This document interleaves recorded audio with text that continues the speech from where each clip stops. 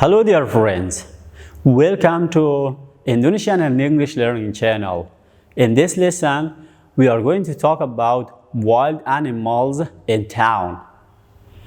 I heard of over 100 goats have taken advantage of the coronavirus lockdown, and they invaded a deserted town center in Wales. Usually, the wild of Kashmiri goats only venture into Llandondo, a town in the North Wales, during the bad weather.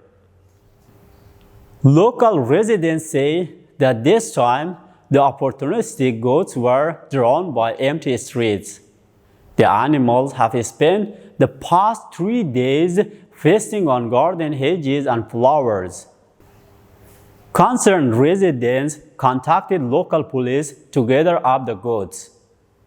However, it did not stop the goats from coming back, and they were spotted the next morning enjoying the sunshine.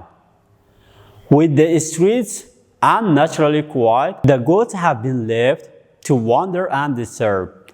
This is the end of our news for today. Thank you very much for watching. See you guys in our next video. For more videos, don't forget to subscribe our channel.